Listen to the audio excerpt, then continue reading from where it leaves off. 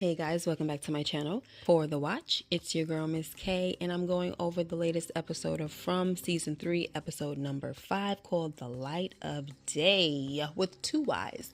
Not sure why that is, but whatever. Maybe it's because Dale thought he was about to see the light of day, fell down the tree, and entered into the side of the freaking pool. But you know what? We'll talk about that later. Or will we? Because I'm kind of in the mood to talk about it right now. I'm kind of in the mood to tell you how much I think Dale got exactly what the heck he deserved. I was hoping while he was talking all that trash at the town meeting that he was actually going to be the one to go through the tree, okay? And just show people exactly why you can't just go hopping through trees, okay? Like, they weren't even giving them a chance to explain, like, the complexities of all this stuff. Like, people like Jade and Boyd and freaking Tabitha, they have been kind of doing their research a little bit, all right? As much as they can. They've been doing their little research about this town and this place that they are in.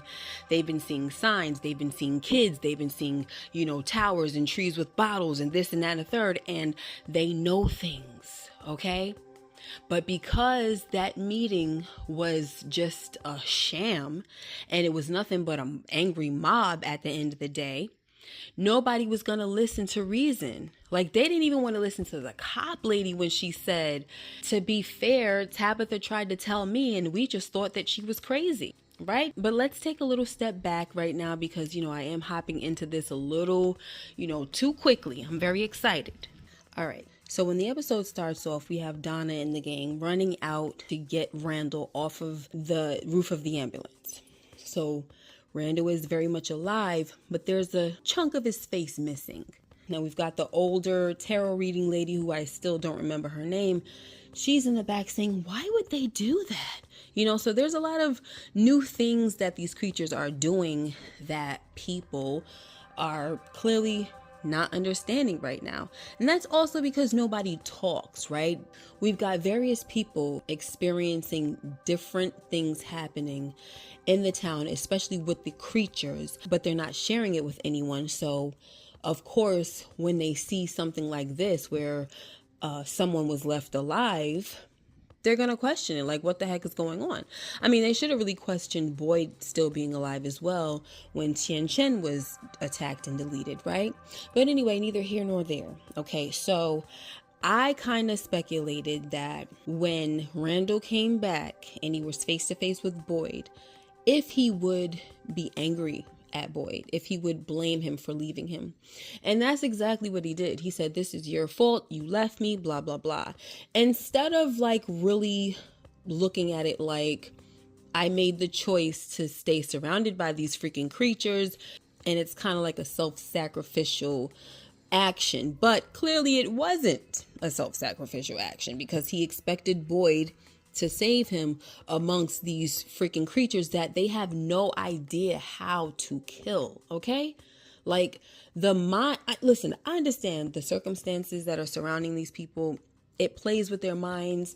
They don't think well or anything, but like, the logic seems to be totally gone. There's a lot of stupidity involved here. And so, whatever. So he's blaming Boyd, and now Boyd is feeling bad. He's feeling guilty about the whole thing, okay?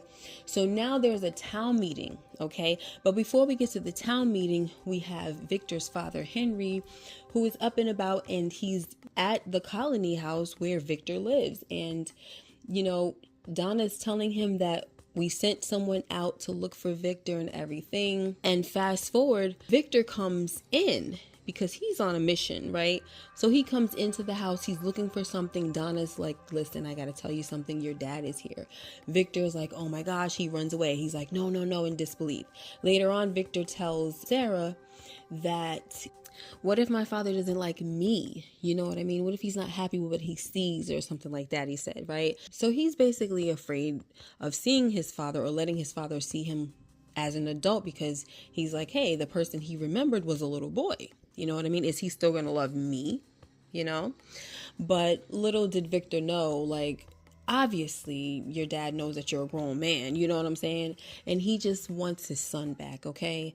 I mean, come on, all right? But anyway, let's get back to that later on. So in the meantime, we have Julie and Elgin. They stay behind. Julie comes to the colony house to get some weed, okay? Because she is tired of the voices in her head. We find out she's got voices in her head going on when she sits and talks to Elgin, who almost took her head off because, he's been seeing things as well. So now they're, blowing it down and they're talking to each other. And one thing that I do like about this episode is that people are starting to talk to each other. They are sharing finally, right? All the horrors and all the things that they've been dealing with alone. Like, what the heck is the point of being in a place like this where it's already a living hell, right? It's a living freaking nightmare, right? Why keep certain things to yourself so that you can be tortured? Like, you're tormenting yourself. It doesn't make sense. You might as well let someone bear the burden with you, right? So they're getting high or whatever, and I love the fact that there was some lightheartedness in this episode when it came to them. They went into like the basement or something. They see like this chest. They're pulling out all these like old vintage clothes from the 80s and they find a Polaroid camera and they're taking pictures. It actually works and they're just laughing and joking together. It was a beautiful, pure moment because, lately they have not been getting those moments. It's been like bad night after bad night after bad night. Like, have y'all noticed that? Like, every night is bad. Like, since this season has started, every night is a bad freaking night. Okay? Today, in this episode, it wasn't a bad night, y'all. It was a bad freaking day. All right? That situation that happened with Dale, that was horrific for them to see in the daylight. Okay, so now I'm starting to wonder if things are starting to change where the creatures are going to start messing with their heads to where the nightmare is going to be showing up in the day. The creatures can't come out in the daytime, but they could still mess with their heads in the daytime, like Boyd told Kenny. Maybe the reason why they left Randall like that was to remind folks, like, let the people see him in the daytime so they could remember what happens at night, right? So the system, we're going to call it the system, right? The system is made to torture these folks, right? And they know that the only peace that they get in this hell is in the daytime, okay? So why not put somebody as a living reminder that they could see in the daytime, like Randall, so that it could screw with their minds? So all they're doing is just dreading the night every time they see Randall, But to me, Randall, he ain't really a people's person or nothing like that anyway. So I don't really see him just walking around town. You know what I mean? Like, whatever.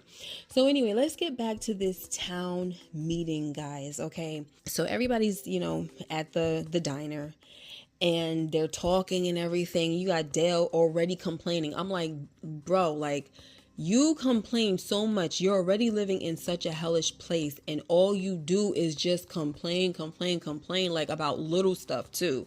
And it's just like, there are so much bigger things to be concerned with. Like, your little being and moaning is just annoying at this point. That's why I'm so happy to see Dale go. Like, yes, it was such a great thing to see. But anyway.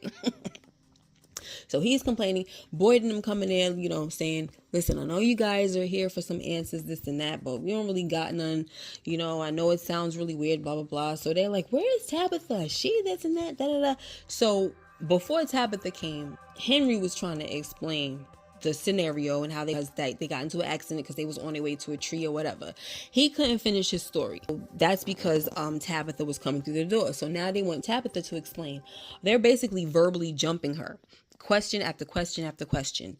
Oh, did you contact anyone? Like, you didn't talk to the police? You didn't try to get help? You didn't this and that and the third?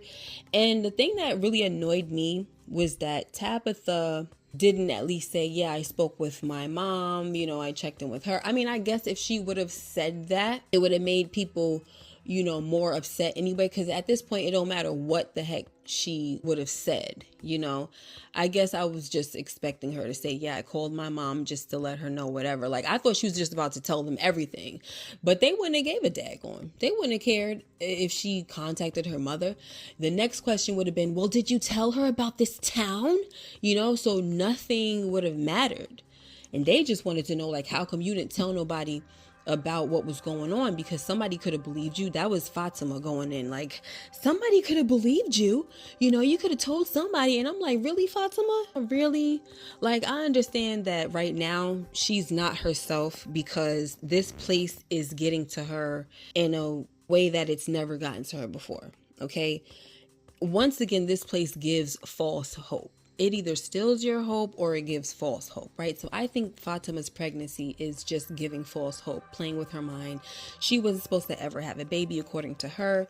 So now that she does have one, she feels like something is wrong with the baby. She's eating rotten food. She's also eating, you know, blood and all that stuff. So she is very frustrated now. So the regular Fatima, who tries to see good in everything, is just not here right now because she's scared out of her mind. And right now she's also got that mother brain going on.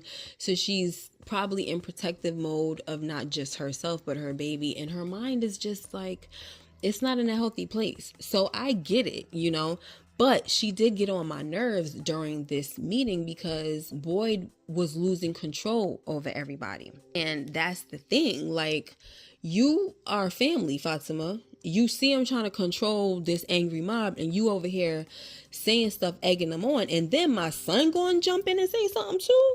Oh my gosh, dear Ellis. Oh yeah, she's right, Dad. Da da da. Like, Ellis, shut the heck up. Please shut the heck up, Ellis. So that's why I was so happy when the meeting was over and Boyd walked out, because I wanted Boyd to spaz on everybody. But, you know, he's already losing his mind like bit by bit every day, or he's trying to like hold it together. But people be doing stuff and makes him spaz out on them for a minute, you know. But he saw that folks wasn't trying to hear it. And, you know, Dale, he's like, well, listen, I'm going to go to the tree because, you know, the tree was brought up during the meeting. And he's like, well, I'm going to go to the tree. You know, people were accusing Tabitha of going for strolls in the park or whatever. Why? Because they didn't allow Henry to finish his story about why they were going to the park in the first place, right?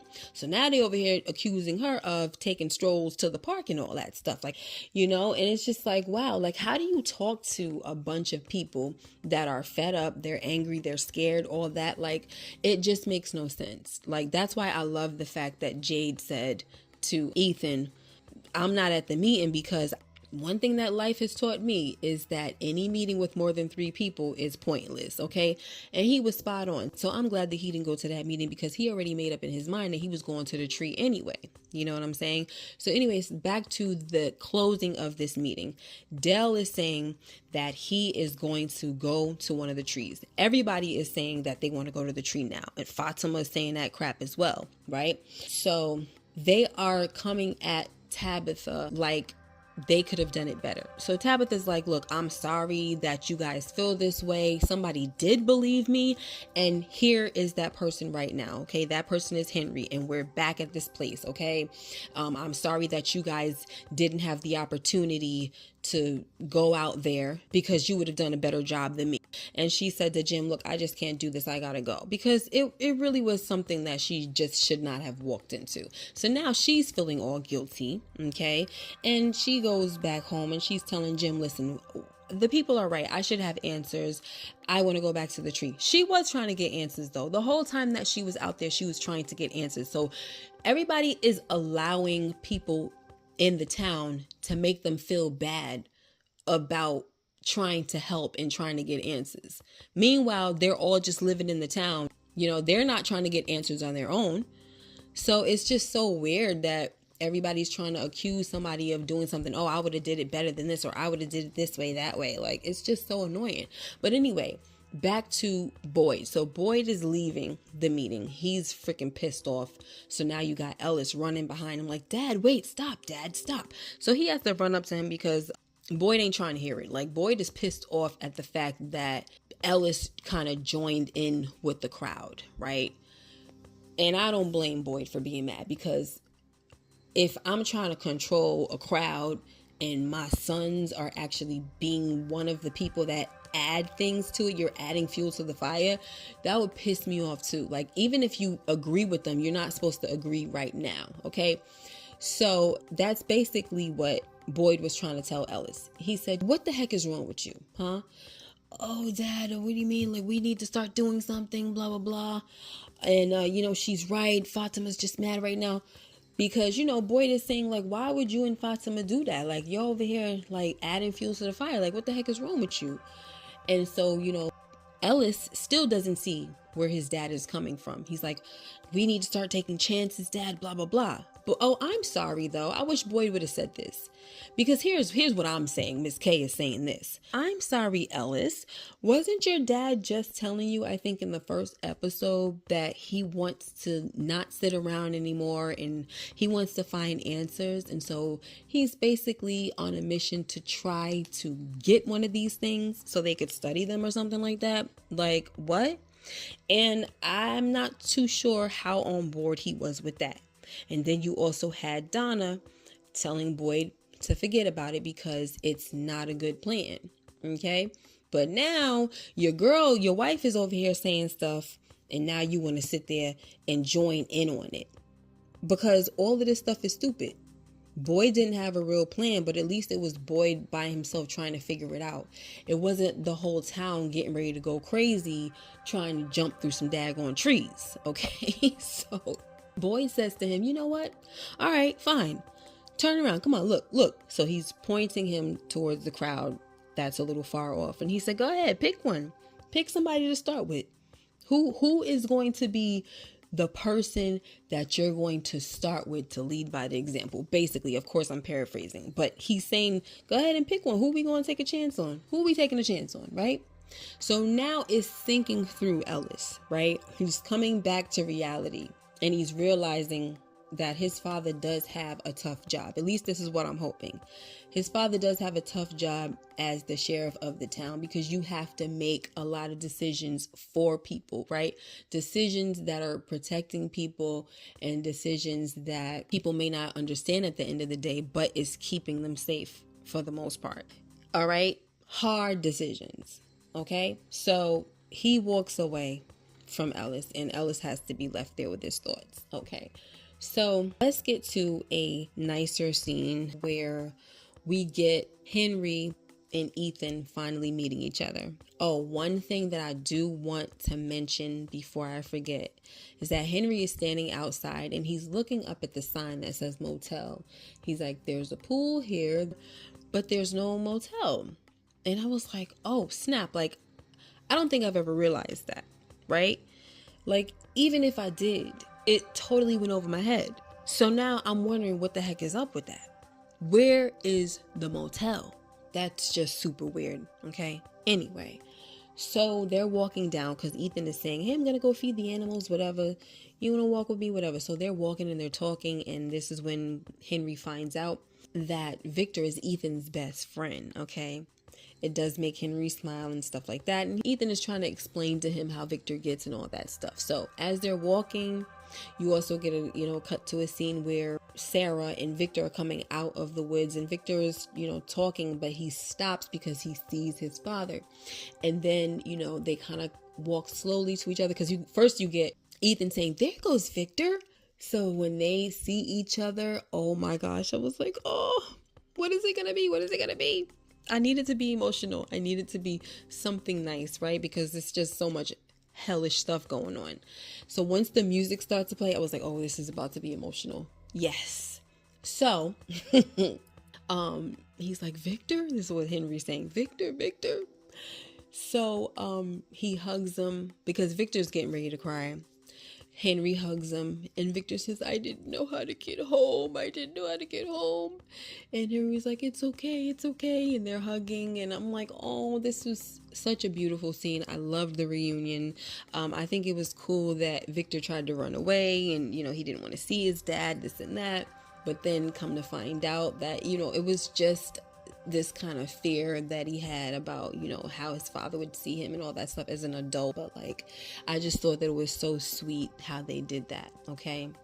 Now let's get to Tabitha and Jade. So Tabitha is home now, like I said before, and she tells Jim that she want to go to the tree. Okay. And Jade is all for it because he was already saying that he wanted to go to the tree. Because before the meeting happened, he came busting in their house. I need to talk to Tabitha because, you know, he's been seeing signs and all that stuff. So when he hears that she wants to go to the tree, he is like, oh yeah, let's get it, right? Because he wants answers as well. So they go to the tree together. First, you know, Jim was very like against it. Like, you just got back here. What the heck are you doing? And then you got Ethan on the side saying, I want to go with you. So Jim has to pull her to the side, right? He has to pull Tabitha to the side and say, what the heck is going on? She's like, listen, I promise that I will not go inside the tree. Okay. Just need to go see what's what. Okay. They're just basically searching for more answers, right? So Jim has to establish that Ethan cannot go. Okay. So she's like, okay, fine. So she has to go out and tell Ethan that he can't go. Ethan says, oh, I want to help. She says, no, you're helping by staying right the heck here. Okay.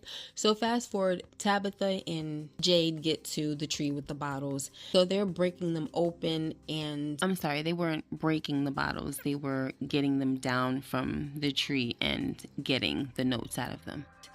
You know, the papers inside just have numbers on them. And Tabitha's kind of frustrated with it because she's like, these ain't doing anything, you know? So Jade has to sit down and explain, right? He's like, listen, when I was in the tunnels, I saw your little freaky little kids.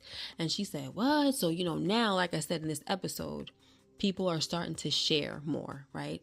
So you have Jade sharing his experience that he had in the tunnel, how he saw the children and he saw, you know, them laid out on slabs and things like that. And then he saw like this symbol was in the ceiling, but it wasn't a symbol. It was a hole in the ceiling. Okay. And he saw it was like roots and everything.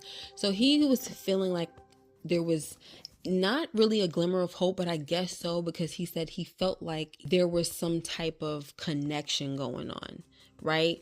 And he's like, you know, trying to put all these things together is like, you know, trying to hold water. But at the same time, he's feeling like if they work at this problem long enough, they might be able to connect some dots here, right? They might be able to really get some answers.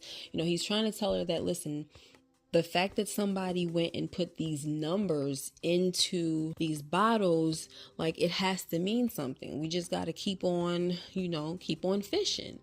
So as they're sitting there, that's when we get Dale coming through with his book bag. He all excited, you know, he's cocky and he's like, oh, so this is the tree, huh? Okay. Yeah, I'm going to go through. I'm going home, you guys. I'm going to show you what it's like when you get out. I'm going to go get some help and things of that nature. And they're over there trying to tell him, listen, don't go through that tree. Oh, Jade is like, if I were you, I wouldn't go through the tree. And Dale, who is a natural born butthole, is like, well, you're not me, you know, and he's getting ready. So I just go in here. So this freaking idiot just goes into the tree. All right. And that was it. They look in there. He gone. Okay. Next thing you know, we get back into the town and Boyd is talking to somebody. I forgot who he's talking to, but the point is he hears screaming. So now he's running and he gets over to a bunch of people, and it's something going on by the pool. And we see freaking Dale stuck in the side of the freaking pool. And he's clearly choking and like he's suffering. Okay. He's suffering to the point where Boyd pulls out his gun to shoot him in the head, I would assume. Okay, to put him out of his misery. And Boyd was going to have to do this in front of everybody, which would have been another who knows what, right?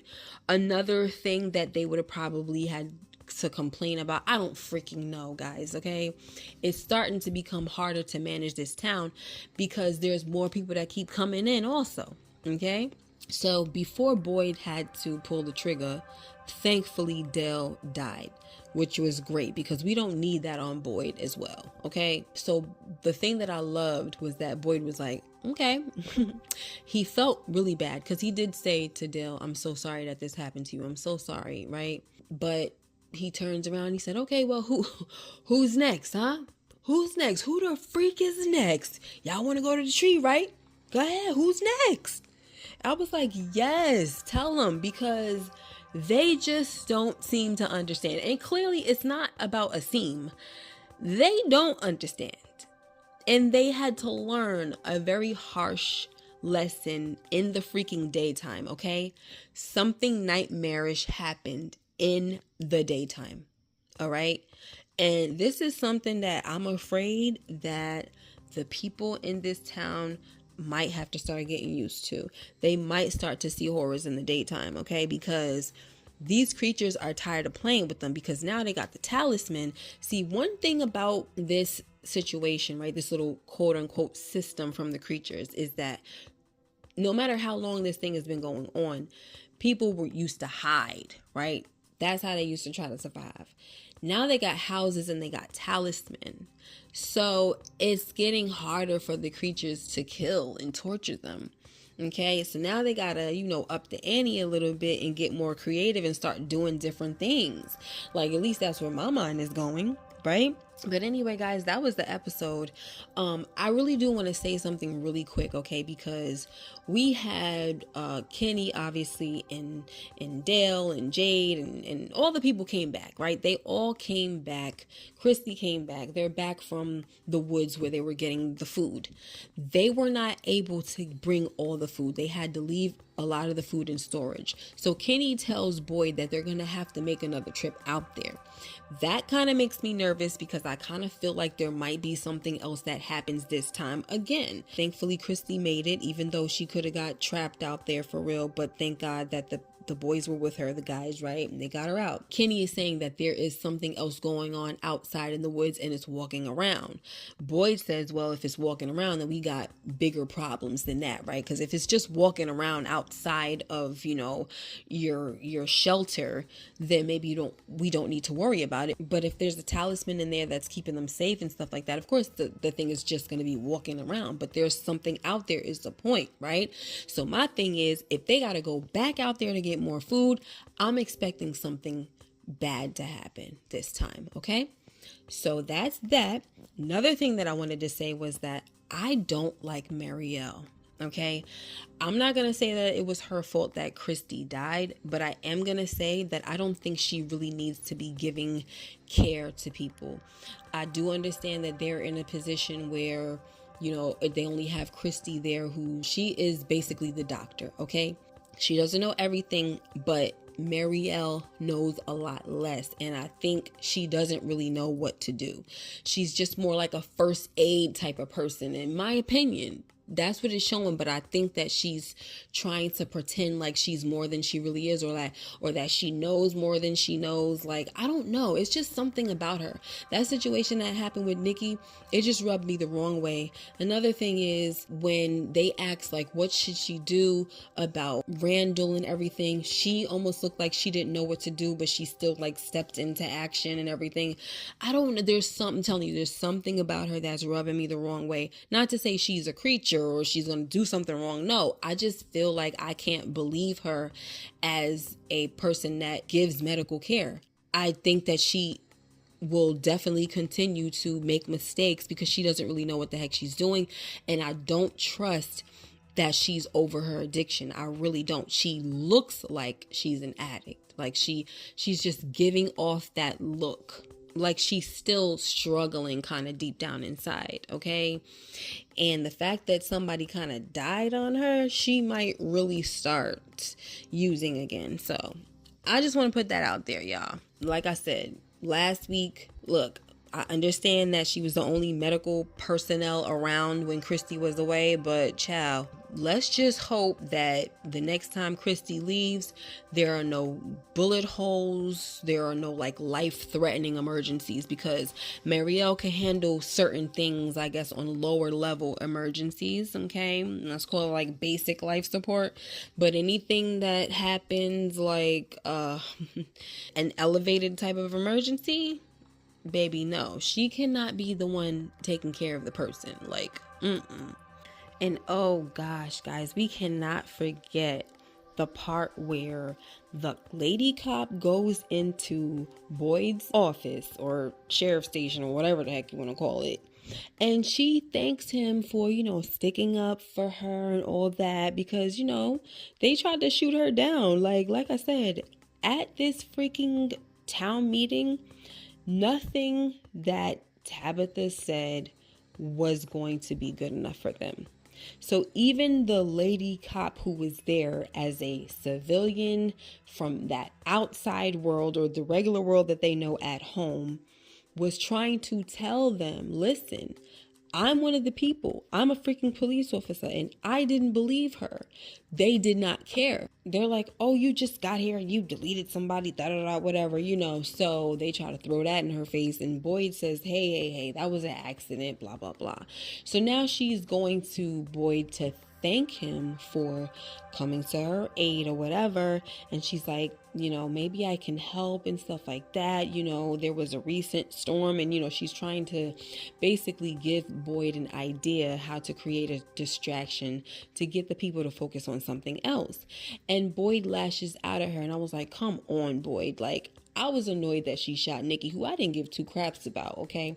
I was annoyed about it. However, for him to kind of like lash out at her right now was like, bro, she is coming in to thank you. You do not have to chew her up like that. But he did, and he felt bad right afterwards. So I can imagine that in the next episode or two, maybe, he might be going to apologize to her, okay? Because that energy that he gave her, he should have gave the people in the daggone town's meeting, okay? But he didn't, because he realized that he was losing control of the situation. But he is always frustrated because he has a lot to deal with. This is not something that humans normally deal with, right? Like, people that are in positions of leadership, they don't normally deal with these type of crises, like of this magnitude. Like, this is not normal at all.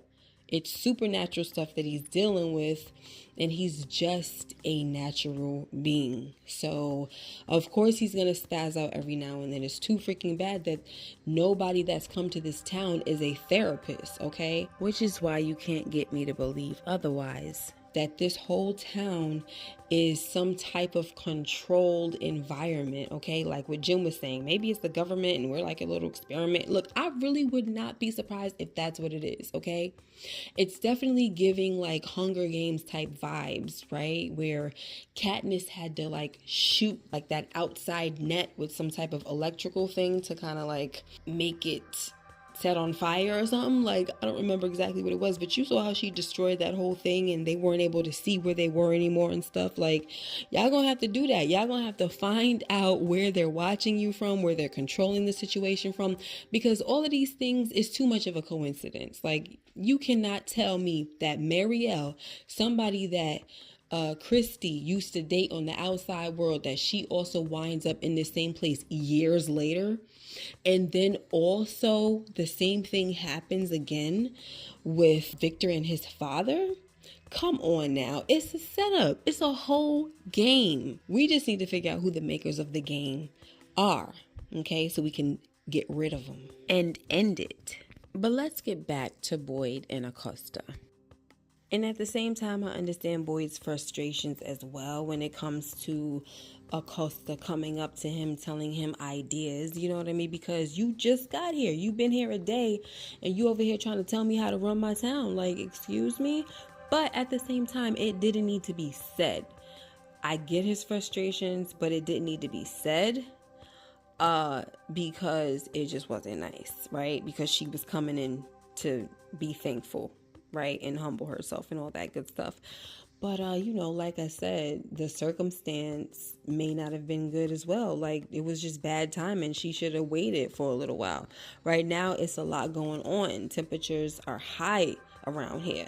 Don't come and talk to him right now. It's not the time. He needs to calm down as well. So yeah, she caught him on a bad day, clearly, okay? But like, I would probably feel some type of way as well if somebody just came in and I've been living in this nightmare for the longest, and now you trying to come with a solution. You think you just about to help everybody, and just like, it's just gonna be, oh, she came in one day and saved the day. I don't think so. Oh, and finally, Fatima gets caught eating the rotten crops by her husband, okay? And she's trying to hide it though, because he didn't really catch her, but like, she was stuffing her face, okay? And he's like, hey, what's going on? Blah, blah, blah. So she's like, what? You know, she's very snippy and everything. And he's like, look, listen, I'm just trying to help. I don't know what's going on, da, da, da. So now she finally tells him, and she's like, look, this is the only thing that I can keep down, and I think there's something wrong with the baby, and blah, blah, blah. So we didn't really get anything else after that, but I am glad that she finally told him what the heck is going on. So that's another little scenario that we were able to see where the town folks are starting to share more with one another. And of course, more than anybody, we needed Fatima to tell her husband what the heck was going on, okay? So we'll see what comes out of that. Before I end, I'd like to make one more point about the conversation between Boyd and Ellis. Bottom line is, Boyd tells his son that what happened in the diner was a dangerous thing, and then he walks off. And it's very true. Like, we get to see what the heck Boyd was talking about. Unfortunately, somebody had to die in order for them to see that Boyd was right. Boyd did try to tell everybody that the tree, like, if you go through these trees, you don't automatically like end up home. You know what I'm saying? He let them know, look, I went through one of these trees and I ended up in a freaking chimney and it almost freaking killed me. So no, it doesn't work that way. But did they want to listen? No. And then Dale, of course, of all people, was just being a jerk about it. So there you have that. But the townspeople also learned a very valuable and harsh lesson as well, that, you know, y'all can't just be out here taking chances, jumping through trees and all that stuff. But if anybody had to be the example, I'm so glad that it was Dale, okay? I was begging for him to go jump through the trees. I think I said all this already, but hey, I gotta say it again. But I will say this as well. The way Dale went out was kind of bad. I mean, if he could have died a different way, I would have preferred that. But like, looking back at it again, and then like just seeing his body stuck on the side of a pool, like that just looks crazy. He's stuck in the wall of the pool. That's really a bad way to go. It really is. Anyway, so those are my thoughts on the episode. And we'll see what happens next week, guys. Please make sure you like, comment, and subscribe if you haven't already. And hit that notification bell so you know when I upload more videos like this one. Take care and be blessed. Bye-bye.